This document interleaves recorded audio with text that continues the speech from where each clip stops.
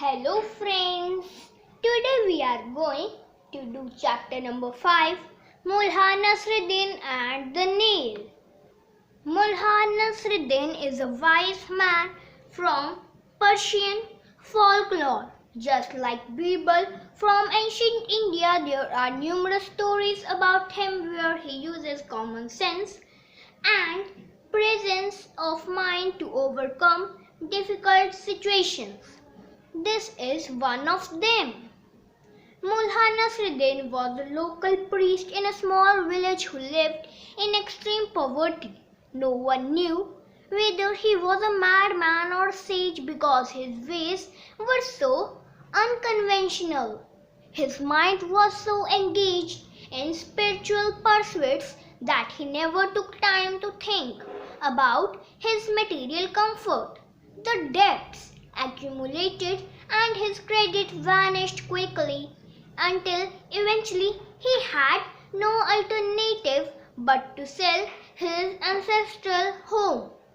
Nasreddin's neighbor was a crooked man with a large bushy moustache, and he knew all about the man's financial difficulties. He thought that he could take advantage of the situation. I want to help you, good neighbor. I will buy the house from you, even though I don't really have any interest in it. The man offered a pitiful price. Mullah Nasreddin looked delighted and drew a small piece of paper from the folds of his clothing. God bless you with long life and healthy progeny for this generous gesture. The house shall be yours as soon as we take care of this little clause in the contract. What clause? Asked the neighbor suspiciously. Only a very small thing. This house was built by my father. A fine gentleman he was, always paid in cash. And you see here on the wall of the living room, there is one nail sticking out. My father never had the chance to finish hammering it in. He had a heart attack and died. God rest his soul. The neighbor looked as contrite as he could. I therefore request that I be allowed to keep ownership of that nail and do whatever I want with it. The neighbor agreed but explained that he would have to consult his wife before signing. His wife raised some serious objections. Why is he going to keep a nail? What does it mean? He just wants to be allowed to keep and worship his nail from time to time. That's all. He is crazy. Maybe so. But we are getting the house for half its value. So what's the problem if he wants to keep a small nail?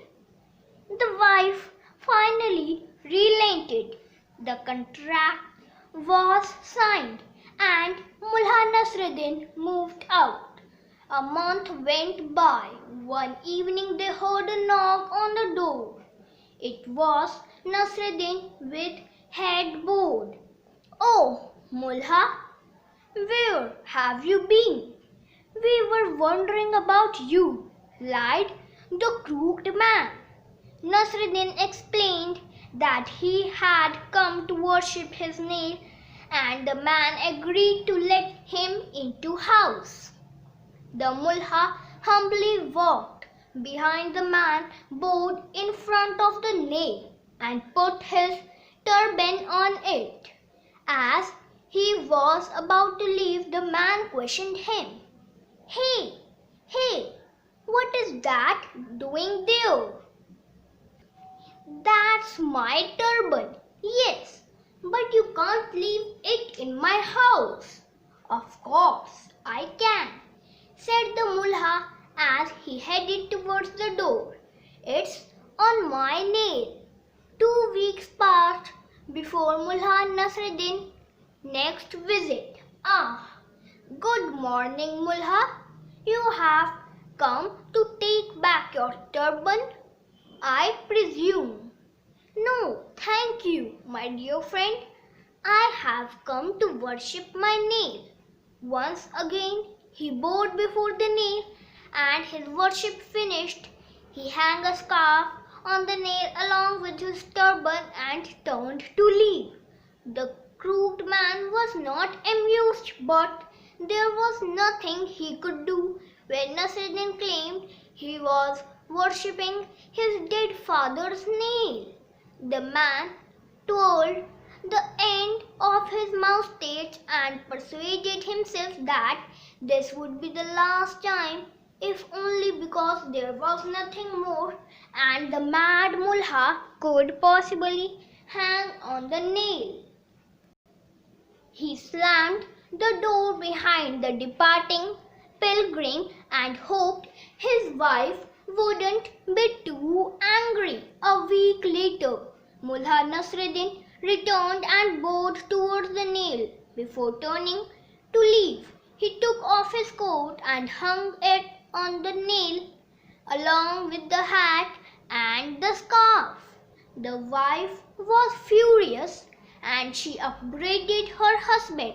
Now look what he's done. He is taking advantage of our kindness, no advantage of your weakness.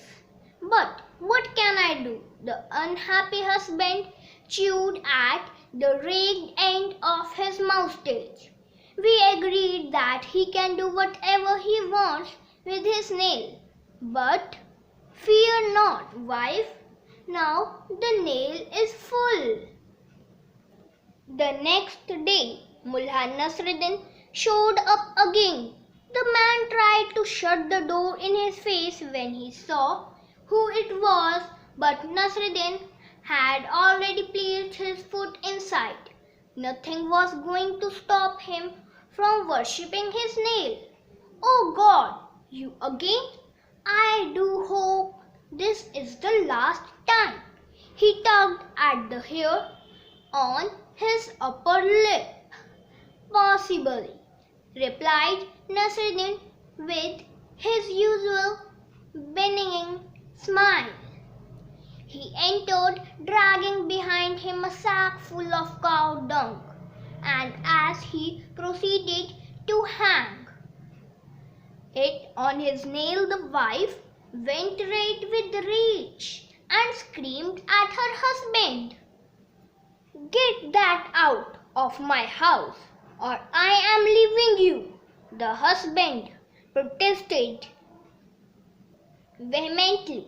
Mullah Nasreddin, this is going too far. We cannot have that. But you signed the contract, good neighbor. Well, we will see about that. Let us have the council of elders make a ruling. Soon an assembly of all the wise men of the village had been convened, and the neighbor explained the situation while smearing the few wisps of his once bristling moustache across his upper lip, as though the sprouts of hair offended him. The Mullah simply presented the contract without uttering a word in his defense. The wise man studied it carefully and eventually pronounced that the Mullah was perfectly entitled to do as he wished with his nail. There was nothing in the contract that restricted how the nail should be worshipped. The case was therefore dismissed, and the neighbor went home dejected. After long arguments with his wife and a sleepless night, he begged the Mullah to buy his house back at a bargain price. Nasreddin agreed and they moved out as quickly as possible. The Mullah once again was able to enjoy his house and his nail, having made a tidy sum of money. Thank you friends. Bye bye.